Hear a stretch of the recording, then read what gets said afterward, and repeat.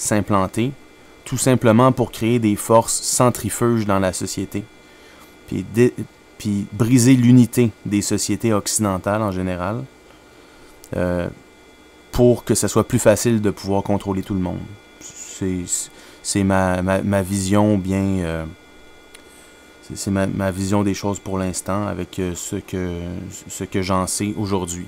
Mais d'ailleurs, ce qu'on voit du fait de, disons, l'islamisme politique, l'islam politique, comme il y a été mention à l'instant, moi je ferais le lien avec aussi, là ça va avoir l'air de sortir de nulle part, mais je fais le lien avec toute la théorie du genre. La théorie du genre, comme quoi que on peut être ni homme ni femme, puis il faut que ça soit reconnu dans la société et tout et tout. Moi, je vois ça comme allant, comme étant, moi je peux dire, les deux pieds d'un même corps, où c'est tout simplement fait pour créer des forces centrifuges dans la société, briser disons, son unité ou une certaine homogénéité pour que nous soyons de plus en plus atomisés. Chaque individu dans son coin, avec de moins en moins de liens entre nous tous, pour pouvoir se révolter, entre guillemets, si jamais il y a des injustices qui deviennent trop insupportables. Diviser pour mieux régner, et voilà. Donc c'est l'impression que j'ai quand les pouvoirs occidentaux, puis c'est parce que partout à travers l'Occident, là, il l'a en France, il l'a au Royaume-Uni, il l'a au Canada, il l'a aux États-Unis. En Allemagne, tout aussi bien.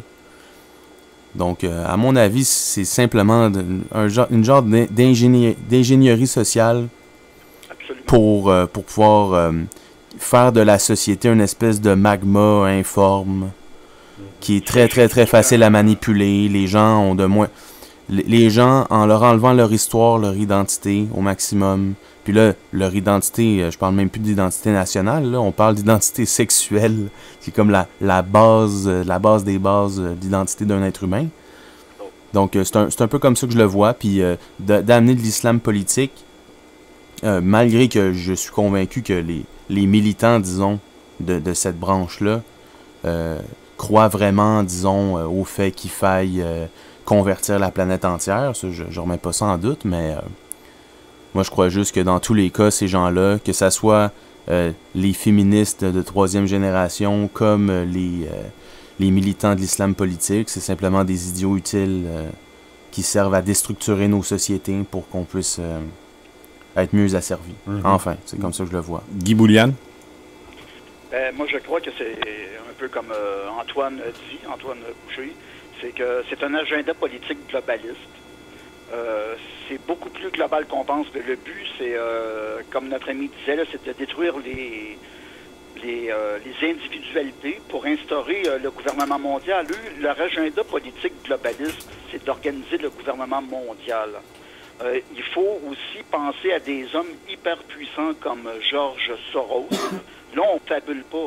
Cet homme-là existe, il finance, c'est un milliardaire mondialiste qui finance une pléthore d'organisations, des organisations comme les fameux Antifa. Là. Eux, ils sont financés par George Soros pour foutre le bordel un peu partout.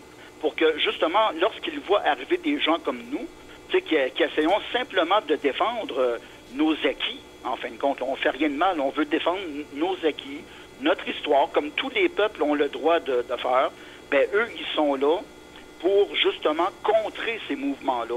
Parce que c'est pas leur objectif, on rentre pas dans leur agenda, là, nous, là. Pas du tout. Et les médias de masse en font partie. Je veux dire, je ne veux pas du tout tomber dans la fameuse théorie complotiste. Mais il faut quand même s'ouvrir les yeux sur certaines choses qui se déroulent actuellement. Ces choses-là sont devant nous et nous les vivons actuellement. Donc, il ne s'agit plus de complotisme, il s'agit de réalisme, tout simplement. Ouais, mais même pas besoin d'être complotiste là, pour penser des choses comme ça. C'est aussi vieux que la lutte des classes, là. Tout simplement. C'est pour ça que, justement, lundi dernier, François, tu t'en souviendras, j'avais dit à Stupid que moi, quand je dis gauche économique, c'est parce que je peux pas m'en sortir. Je crois que Karl Marx avait trouvé quelque chose d'important, qui était la lutte des classes. Ben, je dis pas qu'il l'a trouvé, mais il l'a théorisé, malgré que je je suis pas loin de là, je suis 100% d'accord avec Marx, mais là-dessus, il avait tout à fait avait mis le doigt là-dessus. Et d'ailleurs, suffit de voir quelqu'un qui est pas marxiste pour 2 sous, Warren Buffett, qui a dit lui-même qu'il y avait une guerre qui se déroulait et que c'était sa classe sociale qui la gagnait. Même, je ne sais pas s'il avait dit qui l'a gagné, mais je pense que c'était comme ma classe sociale est en train de gagner, tout simplement. Il l'avait dit aussi crûment que ça.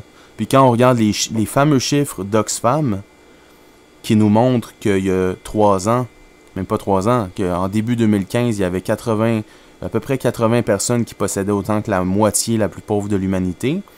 L'année d'après, en 2016, c'était une 60aine. Puis cette année, début 2017, c'était 8 personnes.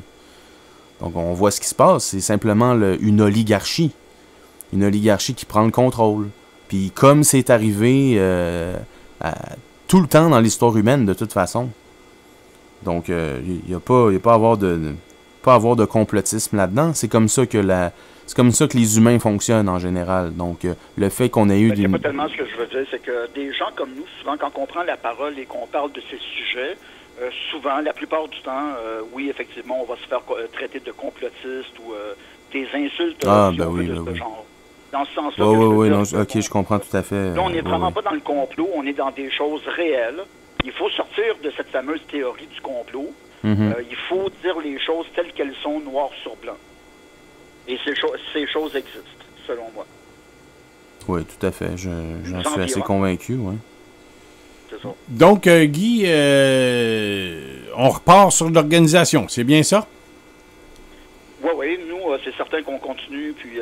Moi, je suis content, d'apprendre ça, puis je vais te dire pourquoi. C'est parce que il n'y a pas de vacances quand un pays est tant et aussi longtemps que l'indépendance du Québec n'aura pas été faite. On ne peut pas prendre de vacances. On peut prendre une petite pause, oui, c'est évident, là. Mais pendant l'été, là, j'entendais aujourd'hui le Sénat canadien n'a pas voulu aller plus loin dans sa lutte pour le budget, pour faire adopter le budget à Ottawa. Peu importe, je m'en fous, là. Mais il voulait s'en aller pour l'été. Les parlementaires sont en vacances pour l'été. On va aller faire bronzer, on a le temps. Exact, on va aller jouer au golf. Et là, on s'en va en vacances, là. On pense, là. Ils vont faire quoi, les députés? L'Assemblée nationale est fermée, là. Ils vont faire quoi, là? Ça va dans leur comté? C'est comme un commerce, hein. On ferme les portes à 5 heures. Ben oui. Ben, je peux te dire une chose, hein. Les gens, là, ils s'attendent à avoir une présence de leur représentant à l'Assemblée nationale 12 mois par année. Je ne dis pas qu'ils veulent entendre parler de politique, toujours, mais ils veulent les voir travailler. Et je peux te dire une chose, quand on décide de prendre des vacances pour tout l'été, peut-être que cet été, ils vont travailler un peu, là, parce qu'on va être en élection à l'automne, peut-être, on ne sait jamais. C'est la prérogative du premier ministre de déclencher les élections quand il veut. Mais je peux te dire une chose, moi je suis content d'apprendre que tu organises un autre colloque. Je pense que c'est comme... C'est ça, François, c'est ce que je veux te dire. Nos gouvernements, là, nos députés, nos ministres, ils peuvent bien aller dormir s'ils veulent. Parce que nous, il faut bien se dire que nous, pendant qu'ils dormiront, nous serons réveillés et nous resterons éveillés. Donc, qu'ils aillent dormir, mais nous, on est au poste et on continue. Et je pense que ayant organisé un premier colloque, ça prend 2 mois, un bon gros 2 mois à organiser un colloque comme tu as fait l'autre jour. Et même un bon 6 à 8 semaines, là, et même 3 mois, mais là, disons que tu es capable de le faire en 2 mois, parce qu'il faut vendre des billets, etc. Là, le 23 septembre prochain, la salle est déjà réservée. Je nommerai pas la salle là, pour des questions de sécurité. Mais la salle est déjà réservée. Je veux dire, on fait réellement un nouveau colloque le 23 septembre qui tombe encore une fois un samedi toute la journée. Ça, c'est officiel. Maintenant, là, c'est sûr qu'on va développer la journée puis on va l'annoncer officiellement bientôt, d'ici peu. Excellent, parce que je pense qu'il faut donner suite à ce qui s'est passé samedi. Et moi, je peux te dire une chose, là. J'ai pas pu y entendre tous les discours parce que j'étais pris à l'extérieur aussi à, je te dis bien franchement, à jaser avec du monde, là, à faire des à faire des contacts, à réseauter, tout ça. Réseauter aussi, hein, c'est ça le but. Tout à fait. Mais j'avais quand même quelqu'un qui suivait ça là, à l'intérieur, qui est Antoine Boucher-Paquette, puis qui avait son calepin, puis qui prenait des notes. Il a pris des notes toute la journée. Je tiens à te féliciter, là, Antoine, tu es devant moi. Là, je tiens à te féliciter et te remercier d'avoir été un enfant sage, comme à l'école, les professeurs aiment. Là. Ben, toi, on n'a pas besoin de faire grand-chose avec toi. T'en manges de l'information. J'étais un peu plus assidu cette journée-là qu'à l'école habituellement. Oui, mais t'en manges de l'information et c'était l'endroit c'est plaisant. C'était l'endroit rêvé à être samedi dernier. Et donc, Guy, 23 septembre prochain, autre colloque du Mouvement républicain du Québec. Et, avec de nouveaux invités, une nouvelle brochette d'invités. Et ça se peut, je ne pourrais pas le nommer immédiatement, mais je peux par contre dire qu'il est possible, non confirmé, mais possible qu'on ait un politicien qui va se faire le déplacement de la France pour venir nous rencontrer. Un personnage quand même assez important. Je ne peux pas le nommer parce que c'est pas encore officiel, mais disons qu'on risque d'avoir quelques surprises. Ah ben bravo! Intéressant. Bravo. Et puis, je pense que, écoute, tu vas avoir une antenne très, très attentive ici sur radioinfocité.com à ton endroit et à l'endroit du Mouvement républicain du Québec parce que il y a beaucoup de mouvements qui travaillent à la réalisation du but commun qui est de la souveraineté du Québec. Mais je dirais qu'on est comme une grande famille. Une grande famille, et quand on est une grande famille et que quelqu'un déménage, ben il faut aller donner un coup de main. Ça fait que nous, on est en déménagement constant. Il faut s'entraider tous et chacun. Et ici, tu auras toujours une oreille très attentive et un micro pour toi, mon cher Guy, parce que je pense que au-delà de la gauche, de la droite, moi, j'étais un peu comme Pierre Falardeau, Bernard Landry. La gauche, la droite, c'est bien beau tout ça, mais ce qui est important, c'est d'aller en avant et de réaliser l'indépendance du Québec. Et après ça... des étiquettes. Oui. Gauche, droite, ce sont des étiquettes. Moi, le but, là, je trouve, il faudrait se concentrer pour tirer le mieux de tous les côtés pour en arriver justement à ce fameux consensus qu'on recherche. Peu importe les étiquettes. Autrement dit, en bon québécois, il faut qu'on fonce dans le tas. Tu sais? Moi, je ne veux pas te dire qui est invité parce que c'est pas moi le Mouvement républicain du Québec, mais moi, si j'étais toi, j'irais chercher quelqu'un de très à gauche pour ce colloque. Et puis là, tu pourrais pas te faire accuser par ni d'un côté, ni de l'autre. Ah, mais on est en train d'inviter des gens, vous allez être surpris, là. Si on réussit, si on reçoit les acceptations comme telles, on les confirmera, là, puis en tout cas, on essaye de faire un colloque avec une nouvelle brochette variée, disons. Ben, bravo, et je peux te dire une chose, ici sur radioinfocité.com, il n'y aura pas de pause estivale pour le journal du soir. Donc, non, c'est Jean-Marc, moi je vais prendre une pause, Antoine a déjà accepté de me remplacer pendant mes vacances, et Jean-Marc aussi, ce qui fait que il y en aura pas de pause. C'est fait bon, c'est parfait, ça. Et c'est ce qui fait que si tu as des annonces à nous faire, en tout temps, tout moment, ben tu vas être le bienvenu et puis tu auras un micro pour toi. Et déjà, on va s'organiser pour, je pense, soit la semaine prochaine ou l'autre, là, on va organiser nos horaires là, pour que tu sois en studio. Et puis qu'on puisse passer une bonne heure, 1h30 ensemble. Puis que tu puisses, peut-être même, on ouvrira les lignes téléphoniques. Ah ben oui, parfait. Et puis, tu pourras répondre aux questions des auditeurs et peut-être même des gens qui ont participé au colloque de samedi dernier ou des futurs... Ça va être génial, puis on l'annoncera, puis on essaiera d'avoir des centaines d'auditeurs avec nous. Là. Ah oui, tout à fait. Donc, merci, Guy. On se donne rendez-vous. Ben, on va... Et puis, ou demain, mais enfin, on va se parler un petit peu plus tard et on va définir nos plages horaires et on va trouver un moment qui va faire... en sorte que tu puisses avoir assez de temps pour l'annoncer aux membres du Mouvement républicain du Québec et ici aux auditeurs de Radio Infocité. Donc, on va se trouver une plage horaire là, où on va être capable de d'amener le plus de monde à être ensemble en même temps et que tu puisses aussi, par le fait même, répondre aux questions des gens qui voudront bien t'en poser sur notre ligne ouverte. Et crains rien, on va prendre le temps qu'il faut pour expliquer les points de vue du mouvement et puis des questions. Questions-réponses, on en aura. Merci Guy. Merci Guy, on se donne rendez-vous. Merci François, puis merci Antoine Boucher. À bientôt. Salut. Ça va bientôt.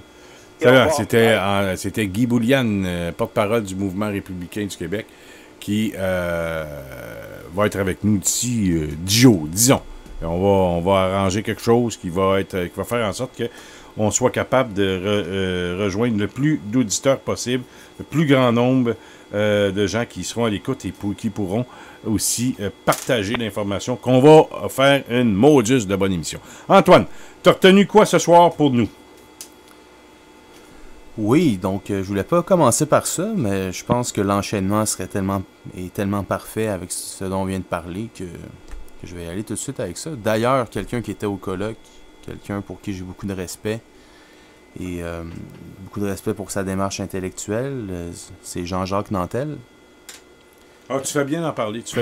J'ai beaucoup de respect pour ce gars-là, moi. Ouais. Rigueur, là. Exactement. Quand on parle de rigueur, là, puis si vous voulez en avoir un petit peu, un petit aperçu, allez sur Google. Bien sûr, sur sa chaîne YouTube. Il a une chaîne YouTube, c'est très bien bien Antoine, expliqué, bien sûr, c'est très bien expliqué. Donc Jean-Jacques Nantel, qui à la base est ingénieur géologue, voyagé dans plus d'une centaine de pays, si je ne me trompe pas. Et c'est un passionné de géopolitique aussi. Donc il explique très bien tous ces différents sujets-là. Et au colloque samedi dernier, j'avais déjà vu, dans ses capsules vidéo, qu'il parlait de son dernier livre. Je ne sais pas s'il en avait fait d'autres avant, mais enfin, il parlait de son livre. Je le montre à la caméra. On la voit pas, là. La caméra est pas bien. Elles sont pas bien, les caméras, actuellement. Je sais bon, pas si enfin, c'est Vivre dans un univers qui s'éteint, de Jean-Jacques Nantel. Auto-édité. Auto-imprimé, je crois qu'il a vraiment tout fait ça de lui-même. Donc, félicitations dans un premier temps. J'en suis présentement à la page 100. Et j'ai la surprise que j'ai eue de la quantité phénoménale d'informations qu'il y a dans ces 100 premières pages-là. C'est assez incroyable. Et c'est une vision du monde très concrète, très matérialiste de l'histoire humaine en général. Donc, Monsieur Nantel nous parle rien de moins que de l'univers et des humains dans cet univers, la planète. Je pense qu'il peut pas ratisser plus large que ça, là, vraiment. Et surtout, il nous parle de l'énergie. L'énergie si rare dans notre univers et qui explique tant de choses qui se passent sur la planète, comment la vie fonctionne sur la planète, et bien sûr, nous en faisons partie. Donc, il explique par cette perspective les comportements humains en général. Donc, bon, j'en suis à peu près là dans son livre. Mais bien sûr, étant donné jusqu'à maintenant, à tout le moins, j'ai pas l'impression qu'il a manqué un seul aspect, dont l'aspect des idées, justement. L'aspect des idées dans la société. Et pourquoi des gens comme M. Bouliane, justement, et d'où mon lien, se font intimider dans notre société en ce moment. Pourquoi le mouvement souverainiste, plus largement, se fait ostraciser, se fait traiter de tous les noms, allant de raciste à fasciste, allant de nazi à... Bon, j'en passe des meilleurs.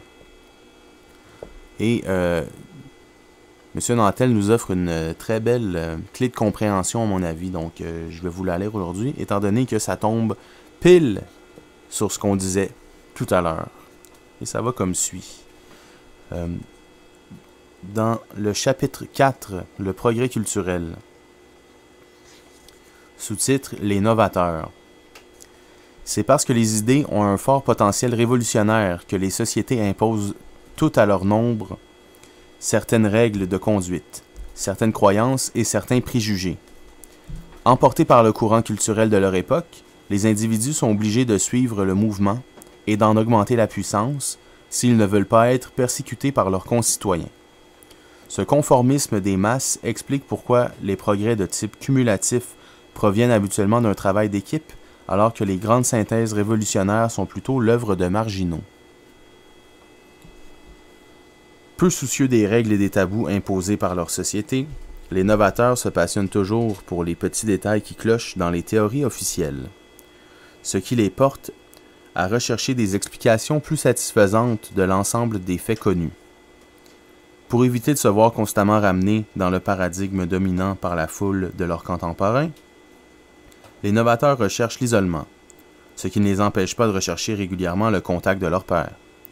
Platon, après avoir été l'élève de Socrate, enseigna à Aristote qui, à son tour, devint le précepteur d'Alexandre, Alexandre le Grand bien sûr. Les plus forts courants culturels de l'histoire, le miracle grec, la Renaissance, la Réforme, ont tous été produits par ce genre de filiation spirituelle. On ne peut créer un courant sans que les gouttes se touchent. La périlleuse vie de la vérité. Pour le reste de la société, les remises en question proposées par les esprits non conventionnels représentent habituellement de pures nuisances. Pour le citoyen moyen, en effet, c'est l'utilité et l'efficacité d'une idée qui comptent, non sa vérité. Pour lui, il est contre-productif de laisser tomber une idéologie qui donne des résultats connus pour se lancer dans une coûteuse réorganisation de ses façons de faire et de penser. C'est surtout vrai aux époques de pénurie, où les populations considèrent comme une calamité toute nouveauté qui pourrait réduire la production. Dans tous les domaines, les humains préfèrent un problème qu'ils connaissent à une solution qu'ils ne connaissent pas. Autrement dit, ils se méfient du changement. Il y a une demande négative pour les nouveautés. Pour les élites qui cherchent à s'accrocher au pouvoir en période d'instabilité, les casseurs de paradigmes sont comme ces lourds canons qui, sur les voiliers d'autrefois, rompaient leurs amarres à la faveur d'une tempête pour courir sur les ponts et tuer les matelots, occupés au cordage. Imagine-t-on le potentiel meurtrier des idées d'un Saint-Simon qui, en 1819, c'est-à-dire au lendemain des massacres de nobles de la Révolution française, écrivait « Si la France venait à perdre 3000 savants, artisans, banquiers, techniciens de tous ordres, exerçant un métier ou une profession libérale, elle périrait à l'instant. Qu'elle perde le même jour, Monsieur le frère du roi, Monseigneur le duc d'Angoulême, Monseigneur le duc d'Orléans, les dignitaires du royaume, les pairs de France, tous ces maréchaux, tous ces cardinaux, et 10 000 propriétaires les plus riches, cette perte de 30 000 individus réputés les plus importants affligerait certainement les Français parce qu'ils sont bons, mais il n'en résulterait aucun mal pour la nation, pour la société. Des penseurs comme Saint-Simon sont d'autant plus dangereux qu'ils mettent souvent leurs plus nobles qualités au service de leur phobie, de leur haine ou de leur jalousie. Guidés par autre chose que la seule recherche de la vérité, ces intellectuels déforment parfois gravement la réalité. Comme nous le verrons dans un autre chapitre, les omissions volontaires et les erreurs théoriques d'un Karl Marx et d'un Lénine ont coûté à la Russie 72 ans de souffrance sans rien lui épargner des désagréments allant de pair avec l'édification d'une économie capitaliste au cours de la décennie 1990-2000. Une idée neuve, autrement dit, peut être à la fois fascinante et brillante sans cesser d'être fausse. Il ne faut jamais confondre le changement avec le progrès. Pour se défendre contre une idée potentiellement dangereuse, une société doit savoir lui opposer les trois puissances, c'est-à-dire de l'argent, de la violence et une idée concurrente. À lui seul, l'argent est une arme d'une redoutable efficacité, étant donné que les casseurs de paradigmes sont naturellement en position de faiblesse. Parce que les idées ne se vendent pas, on peut breveter un objet, pas une idée. Les novateurs sont ordinairement des pauvres qui en sont réduits à écrire des livres ou à donner des conférences pour vivre. Leur manque de ressources financières facilite leur répression, surtout en régime dictatorial. Comme les novateurs sont des isolés, il est également possible de les réduire au silence par la violence. Si un État agit avec suffisamment de brutalité, il peut parfois même arriver à neutraliser complètement une idée en supprimant ses adeptes. Par exemple, les Cathares et les trotskistes russes ont été décimés par des gouvernements fermement résolus à les faire taire. Sans aller jusqu'au meurtre, un gouvernement peut parfois obtenir des résultats intéressants contre les dissidents en créant autour d'eux un climat d'hostilité. Selon les époques ou les pays, l'État peut provoquer la colère de la foule en accusant les dissidents d'être des hérétiques, des contre-révolutionnaires, des anti-musulmans ou des racistes. Ça te fait penser à quelque chose, François? C'est sûr. Malheureusement pour les esprits conservateurs, il est rare que les procédés violents soient capables d'arrêter très longtemps les progrès d'une idée adaptée aux besoins d'une époque. Les communistes disaient naguère, on a tiré 100 balles contre une idée, mais on n'a pas réussi à la tuer. Quand ils constatent l'inefficacité de leurs armes habituelles contre une idée forte, les hommes au pouvoir font habituellement appel à la partie mercenaire de la classe intellectuelle pour retarder le plus longtemps possible le moment où il leur faudra faire face à la vérité. Parce que les idées subversives sont susceptibles de libérer d'énormes quantités d'énergie, les mercenaires de la pensée ont presque toujours été associés de près au pouvoir. Ce fut vrai des chamans et des sorciers de la préhistoire, des brahmanes, des mandarins et des clercs des temps anciens ou des idéologues des temps modernes. Quand aucune idée révolutionnaire ne menace l'ordre établi, ces intellectuels travaillent à accroître la crédibilité de l'idéologie dominante. À toutes les époques, beaucoup de travail, d'intelligence, d'art et de talent ont été utilisés pour minimiser les contradictions les plus flagrantes des dogmes en vigueur, ou encore pour justifier le pouvoir de l'establishment avec l'aide de notions comme la royauté, le droit divin ou la dictature du prolétariat. Dans certains cas, ces intellectuels n'ont pas hésité à réécrire l'histoire pour la présenter comme une irrésistible ascension vers le sommet que représenterait leur époque. Ça te fait encore penser à quelque chose? Moi, oui. Ainsi, chez les Égyptiens et les Chinois de l'Antiquité, ils n'hésitaient pas à réécrire carrément les textes anciens et à effacer les noms des rois Oni sur les stèles commémoratives dans l'espoir de les jeter dans l'oubli. Au 20e siècle, les propagandistes soviétiques allaient jusqu'à publier de nouvelles versions de photographies célèbres après y avoir soigneusement effacé l'image de personnes assassinées par le parti. Enfin, les historiens modernes, malgré leur souci d'objectivité, ne peuvent s'empêcher de se mettre au goût du jour en évitant par exemple de mentionner le cannibalisme des Amérindiens de l'époque de Colomb, Aztèques, Anasazi, etc., ou en insistant lourdement sur la vie des quelques femmes fortes qu'a pu produire le Moyen-Âge européen. Quand une idéologie menaçante pour l'establishment fait son apparition, une sorte de guerre civile éclate aussitôt au sein de la classe intellectuelle entre, d'une part, les défenseurs de l'idéologie dominante et, d'autre part, ceux qui travaillent à la modifier. Si l'idée nouvelle a clairement un fond de vérité, la tactique des intellectuels subventionnés par le gouvernement est ordinairement de gagner du temps en recourant à la pure et simple malhonnêteté intellectuelle. Les philosophes ont depuis longtemps identifié les principaux procédés de la malhonnêteté intellectuelle. L'appel à l'autorité consiste à présenter comme des vérités les affirmations gratuites faites par des experts bardés de titres et de diplômes. Les attaques ad hominem consistent à attaquer l'adversaire sur sa vie privée, son passé ou ses ridicules. Quant à l'amalgame, il permet de discréditer les idées de l'ennemi en les associant à celles de personnages universellement détestés, par exemple Hitler. Quand, en désespoir de cause, les gens au pouvoir se rendent compte qu'ils ne peuvent discréditer l'idée nouvelle, il leur reste toujours la possibilité de simplement l'adopter, mais sous une forme édulcorée qui ne menace en rien leurs intérêts. Et voilà, je pense que c'est assez bien résumé.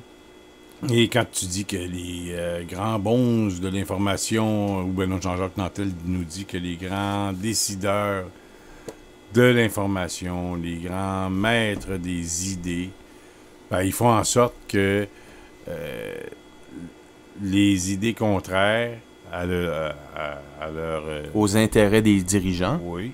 des dominants de la société. Eh bien, qu'on peut prendre n'importe quel moyen pour discréditer l'adversaire et anéantir disons, leur organisation et leur pouvoir de se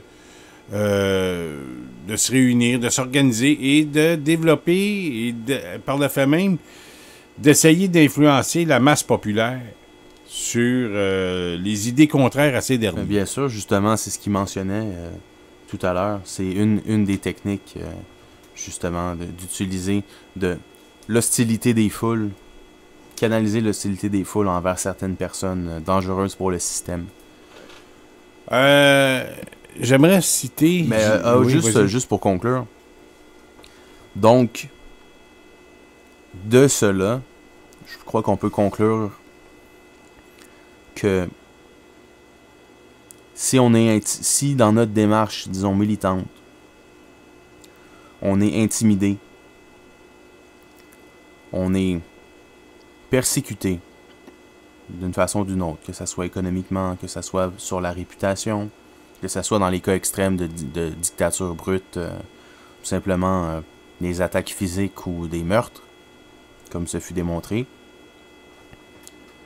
ça signifie que l'idée est peut-être pas si mauvaise que ça.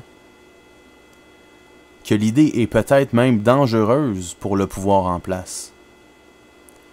Et généralement, une idée dangereuse pour le pouvoir en place, pour les riches et les dominants de la société, ben, ça a des chances d'être une idée intéressante pour le bien commun, disons. Et c'était un peu dans la même veine donc, de ce que disait Alexandre Cormier-Denis samedi, quand il parlait de Radio-Canada. Oui, tout à fait. Tout à fait. Il a dit, je peux pas le répéter mot à mot, mais il a dit si les journalistes et les rédacteurs ou les gens des salles de presse de Radio-Canada combattaient si vigoureusement et avec contre, disons, le mouvement républicain, Alexandre Cormier-Denis et les autres, ben c'est peut-être parce qu'on fait notre travail. Exactement. Et ça veut dire aussi que les militants LGBT, les militants de la théorie du genre, les militants islamistes, comme on parlait tout à l'heure, ou peu importe, tous les militants qui sont encensés par le pouvoir, qui sont même promus par le pouvoir, n'ont absolument rien de révolutionnaire. Au contraire, ce sont, par définition, des idiots utiles qui jouent le jeu du pouvoir et qui, en dernière instance, se feront bouffer par lui. Alors, je crois que ça peut être un bon indicateur que quand les pouvoirs en place, par ces médias, par ces dirigeants et ces déclarations, par des attaques juridiques, je crois que ça reste un bon indicateur de la pertinence de ce qu'on peut faire, de ce qu'on fait, jusqu'à un certain point. C'est sûr que c'est pas agréable, mais quand tu milites, quand tu fais de la politique, ça fait partie de la game, comme on dirait en bon chinois. Antoine, j'aimerais t'amener sur un autre sujet. Québec solidaire, démission. On en a parlé l'autre jour ici sur radiofocité.com et on a été les premiers à en parler.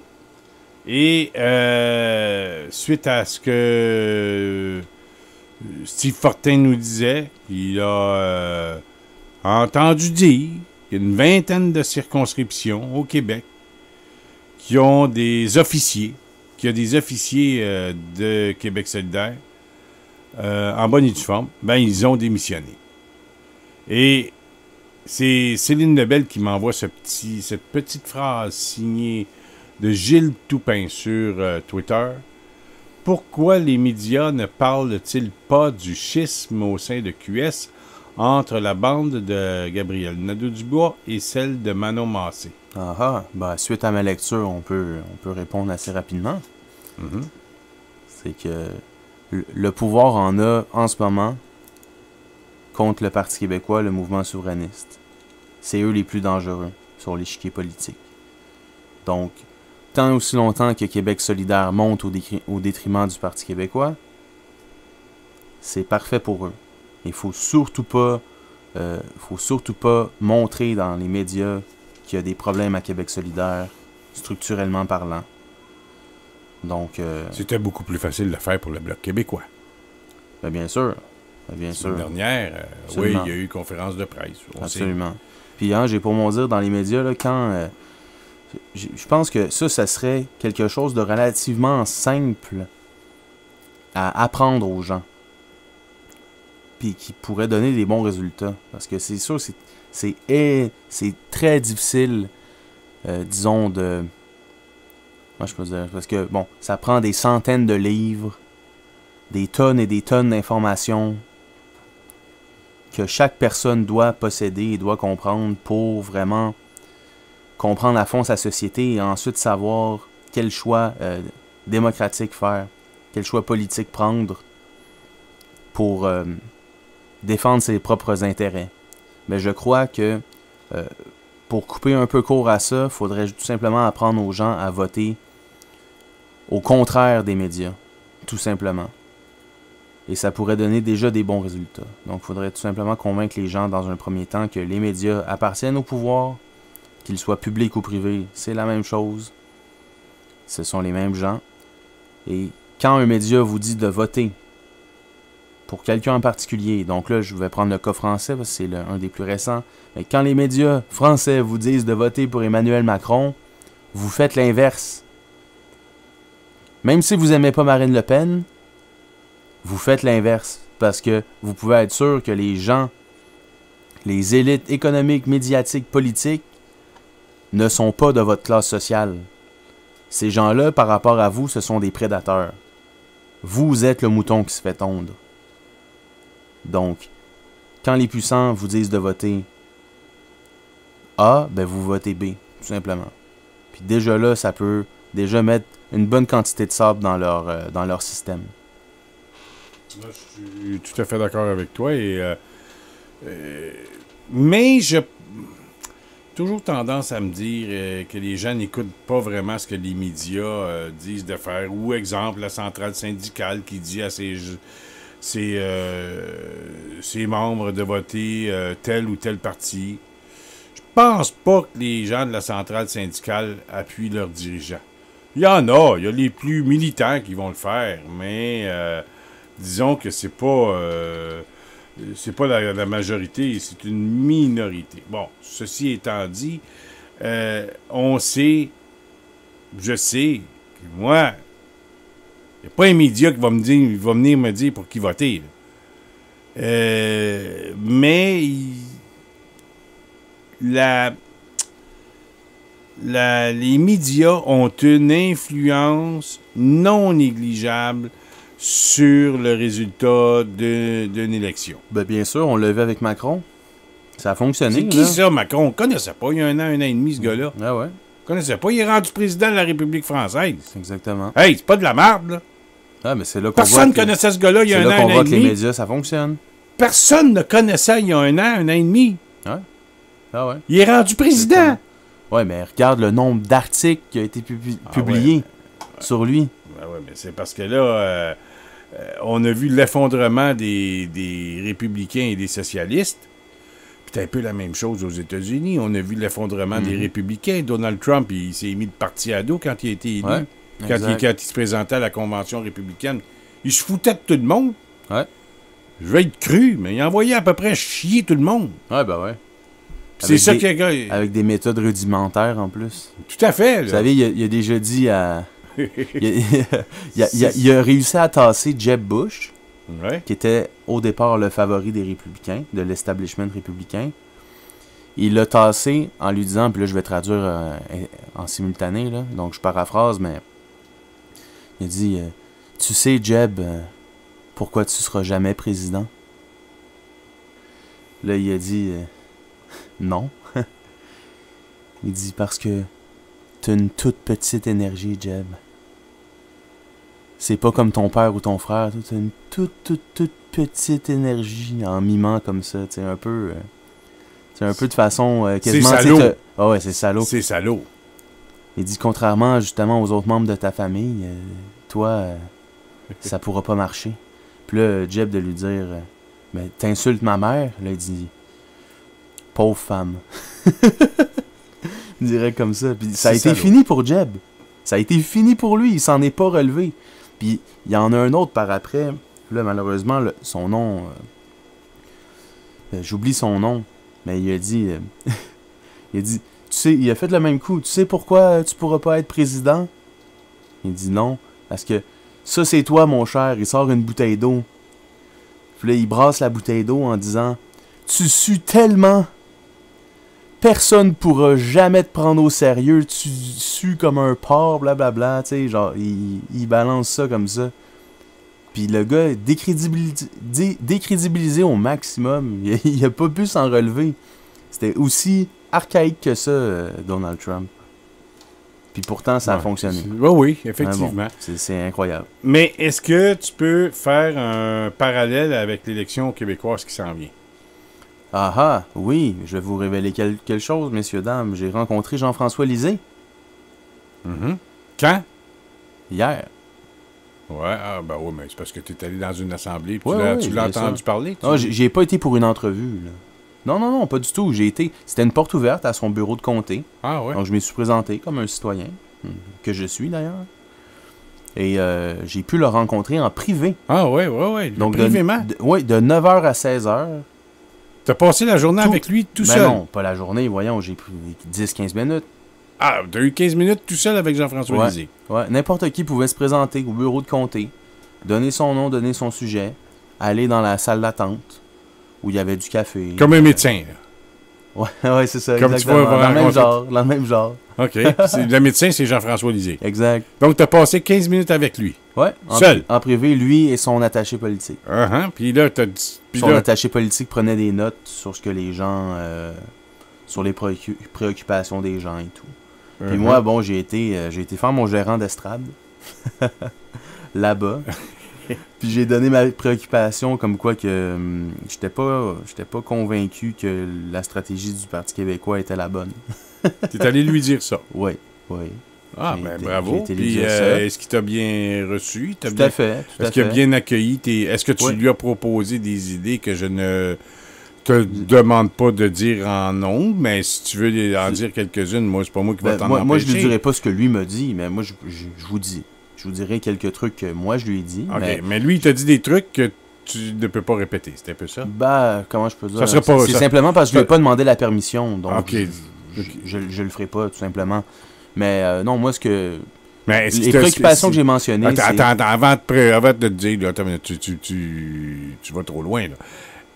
Donc, tu vas nous parler un peu de ce que tu lui as dit, mais est-ce que lui, il t'en a dit un peu sans que tu lui dises ce qu'il t'a dit? Est-ce que t'as senti... Est-ce que tu as développé une confiance? Est-ce que tu as senti un genre de symbiose? Je crois, par son nom verbal, qui ne disqualifiait pas mes propositions. Il semblait trouver que ça avait un minimum de sens, au moins. Il semblait comprendre où je m'en allais, puis c'était quoi mes points. Puis c'est ça. Il m'a répondu sur certains sujets pour m'expliquer tout simplement certaines décisions stratégiques. Mais bon, évidemment, sans y aller en profondeur non plus, là, parce que il me connaît pas. Il me connaît pas vraiment. Il sortira pas toute l'artillerie de campagne non plus. Mais c'est ça, moi je lui ai parlé essentiellement que j'avais des doutes sur la stratégie diversité culturelle et écologique. Parce que, puis on en avait déjà parlé à ce micro-ci, mais parce qu'à mon avis, déjà, l'essentiel de l'électorat mou de Québec solidaire qui avait à pouvoir retourner au Parti québécois y est retourné, étant donné que l'alliance PQQS n'a pas fonctionné et que Québec solidaire a montré son degré d'intransigeance. Le mot est faible, mais bon, on a vu que ça a créé un effet. Donc je lui ai dit que c'était important d'aller chercher la frange nationaliste de la CAQ. D'après moi, les terres sont beaucoup plus fertiles de ce côté-là. Bon, je lui ai dit que moi, ma ligne éditoriale, si je peux le dire, c'est gauche économique, droite des valeurs.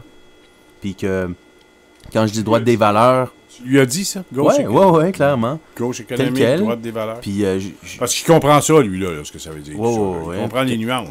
Quand j'ai dit droite des valeurs, tu sais, j'ai dit simplement parce que je suis un conservateur d'une certaine façon sur certaines valeurs, étant donné, et c'est d'où droit des valeurs, étant donné que, bon, quand on est un souverainiste qui se respecte, à mon avis, il y a certaines choses qu'on veut conserver. Donc, une langue, une histoire, une culture, des traditions, certains rites aussi. Donc, une façon de vivre en commun, de vivre en société. Donc, c'est difficile de pouvoir être souverainiste puis se la jouer progressiste bord en bord puis let's go le troisième genre. Hein, tu vois le genre? Donc, c'est ça, je lui ai dit ça. J'ai aussi parlé de bon, ce qu'eux ils appellent pompeusement les diversités culturelles. Mais je lui ai dit qu'à mon avis, c'était la stratégie pour aller les chercher en ce moment était, d'après moi, perdante. Parce que faut pas oublier qu'une bonne partie déjà, de toute façon, des différentes communautés ethniques, moi je préfère dire ça comme ça, disons culturelles, peu importe, mais... Des communautés ethniques. Bon, des immigrants. Exactement. Ils n'ont pas une diversité, des communautés une bonne partie d'entre eux. À un moment donné, pas moi qui le dis, c'est Drainville qui le dit à la TV, elle ajoute l'autre jour, des immigrants, ils n'ont pas peur de dire les mots. C'est des immigrants. Donc, tout ça pour dire que je suis convaincu qu'une bonne partie d'entre eux a justement ce conservatisme des valeurs-là. Puis, d'autant plus parce qu'il y a des paradoxes aussi à utiliser dans le multiculturalisme canadien. Parce que le multiculturalisme canadien, l'État canadien en lui-même est progressiste bord en bord, surtout avec Justin Trudeau. Fait que là, on y va à fond la caisse LGBT, on y va à fond la caisse tout le monde est un citoyen du monde, mais, et bon, j'en passe des meilleurs, mais on y va sur le féminisme à fond la caisse et tout. Mais c'est pas vrai que les immigrants ils embarquent les deux pieds là-dedans. Là. Sûr et certain que non. Là. Personne ne me fera croire qu'un Afghan fraîchement débarqué va comprendre la théorie du genre. Là. Impossible. Impossible. Fait que quand Justin Trudeau ou le Parti libéral du Québec ou Québec solidaire vont nous parler de théorie du genre, vont nous parler de féminisme troisième vague, là. Puis là, on n'est plus rendu sur... on n'est plus sur les droits... On n'est plus sur l'égalité économique, là. C'est plus ça, là. Donc, sur tous ces sujets-là, si on peut montrer un peu de conservatisme à ce niveau-là, par exemple, des petites choses de rien du tout, mais qui marqueraient, qui donneraient le ton, puis qui pourraient être reconnus dans... Qui pourraient être reconnus dans la population... ce qui s'est passé avec la SAQ, quand ils voulaient abolir le monsieur, madame. Bon, mais le Parti québécois aurait juste à se poser là-dedans en disant il n'en est pas question. Si le Parti québécois est là, ces choses-là seront sécurisées. Entre autres choses. Il n'y aura pas de niaisage de parent 1, parent 2 sur les formulaires de la CSDM. Il n'y aura pas de niaisage sur des trucs comme ça. Parce que ça fait partie de la base de la société. Mais tout ça, là, commence là, par... c'est stratégique, l'affaire. On a commencé il y a 7, 8, 9, 10 ans. Québécoises, Québécois, Canadiens, Canadiennes, voilà, travailleurs, il y a une dégradation. Regarde bien ça. Il commence son discours. Là. Québécois, Québécoises, Canadiens, Canadiennes, travailleurs, travailleuses, j'ai une annonce à vous faire. Puis tu finis par plus parler français. Dans la prochaine négociation, dans le secteur parapublic et public et parapublic, les travailleurs et travailleuses ont décidé de négocier pour faire en sorte que les policiers et les policières, ainsi que les pompiers et pompières... Hey. Ah ouais, Donald Choletta, qui est prof à l'UQAM, j'ai demandé, j'ai dit, Donald, comment est-ce que tu fais là pour corriger tes examens ou tes textes des étudiants et des étudiantes? Parce qu'il faut qu'ils mettent les deux dans les textes. Ah, il dit, on a aboli ça parce que c'était plus lisible. C'était plus corrigible, on pouvait plus corriger, puis... Ça alourdit. Les textes étaient lourds, là, et puis ça... Donc, les théories du genre, là, je peux te dire une chose. 85 à 90% des gens ne savent même pas ce que c'est. Tu vas leur parler ça de théorie du genre. C'est quoi ça? Ils ne savent pas ce que c'est. Fait qu'à un moment donné, il faut arrêter de parler toujours de ça puis de parler des vraies affaires. Les vraies affaires, là, je veux bien là qu'il y a des gars, des femmes qui se sentent pas femmes, des hommes qui se sentent pas hommes. On s'en fout, ça c'est dans ta tête. Tu veux? Puis des gars qui veulent s'habiller en femme, ils ont bien le droit. S'habiller en femme, puis grand public, puis prenez-vous ça à la rue de même. C'est de faire changer. J'ai pas de problème avec ça. Mais c'est de faire changer le statut du permis de conduire, le statut de ta carte d'assurance maladie, que on s'en fout. Un individu n'a pas à faire plier la société. Au contraire. Donc, sur des choses comme ça, c'est ridicule. Puis bon, pour continuer dans la stratégie, bon, j'ai parlé... On termine dans 2 minutes. Oui. Moi, je veux que tu nous expliques, bon, là, avec Jean-François Lisée hier. T'as quand même été privilégié, là. Ouais. Qu'est-ce que tu lui as dit, là, que tu peux nous dire encore, autre que tu n'as pas dit hier? Je lui ai dit que c'était important de regarder ce qui s'était passé dans les dernières élections en Occident. Donc, Brexit, premièrement, Justin Trudeau, Brexit, Donald Trump, Emmanuel Macron, et d'établir une stratégie politique conséquente par rapport à cette mode-là, disons, par rapport à cette conjoncture-là. Parce que il y a une grosse partie de la population en ce moment qui est prête d'aller à gauche, à droite, en avant, en arrière, peu importe. Ils s'en foutent. S'ils ont l'impression de pouvoir donner s'ils ont l'impression de pouvoir envoyer un beau gros doigt d'honneur à ce qu'ils considèrent comme les élites. Puis comme le système actuel. Donc, je lui ai dit qu'il fallait considérer comment Donald Trump a gagné. Entre autres choses, surtout par rapport à son utilisation contre des médias, contre leur volonté. Donc, avec la bonne vieille technique de vendeur de chars usagés, mais parle-en bien, parle-en mal, mais parle-en. Tu as parlé de tout ça? De tout ça. Même de chars usagés? Ouais. Puis Donald Trump, tu sais, là, justement, il dit, oui, mais... Puis c'est ça en ironie, mais bon, la seule chose que je vais dire, mais il dit, tu comprends bien que je commencerai pas à dire que les Mexicains sont des violeurs, tu sais. J'ai dit, oui, on s'entend là-dessus. Mais ce que je veux dire, c'est que c'est, à mon avis, c'est important en pleine campagne électorale de trouver certains thèmes qui sont, disons, pas politiquement corrects jusqu'à un certain point ou pas médiatiquement corrects. Exact. Et de les marteler. Ça? Oui. Et de les marteler pour que les médias le fassent rouler sans arrêt. Et les fassent rouler en pensant faire du tort au parti pendant la campagne électorale. Mais au final, les gens se posent, voient la posture du Parti québécois qui ne recule pas, mettons, sur un sujet. Oui. Ah, ben, voient la posture du Parti québécois ne reculant pas sur le sujet X. Et les médias continuant d'en beurrer épais, Tu as proposé des sujets aussi, par contre. Tu as proposé... tu dis pas de regarder les... Oui, mais entre autres choses, le petit sujet des LGBT comme ça, sur le troisième genre, sur les permis de conduire, les choses comme ça. Tu sais, ça, c'est un petit truc qui fait pas trop mal. Je pense. Non, ça je sais. C'était un exemple que j'ai donné. As-tu donné d'autres exemples? Je sais pas. Je pense que le temps finissait pas mal. Ouais. Mais au moins, le message est là. De ne pas jeter l'eau du bain. C'est parce qu'il faut trouver des thèmes. Donc, Donald Trump, lui, ce qu'il a fait, c'est les immigrants illégaux, c'est des dangereux, blablabla. Mais bon, c'était tellement interdit depuis des années aux États-Unis de dire quoi que ce soit là-dessus que ça a comme libéré la parole, puis les gens, ils se sont engouffrés là-dedans. Avec quasi extase. Et on termine dans 30 secondes. Mais ça peut aller de tous les bords, parce que regardez Justin Trudeau, comment lui a gagné finalement, avec la grosse vague rouge qui a passé de coast to coast. Il a tout simplement dit, moi, je vais en faire des déficits. Alors que médiatiquement parlant, c'était plus possible de dire ça depuis des dizaines d'années. Dire je vais faire des déficits. Donc quand lui a dit ça, les gens, ça a choqué médiatiquement parlant, puis les gens se sont dit, et voilà, il est là le changement, paf! il a gagné en bout de ligne avec ça. Donc ça prend quelque chose comme ça, peu importe le sujet, je sais pas. J'ai confiance que Jean-François Lisée pour retrouver le thème, lui étant un journaliste illustre.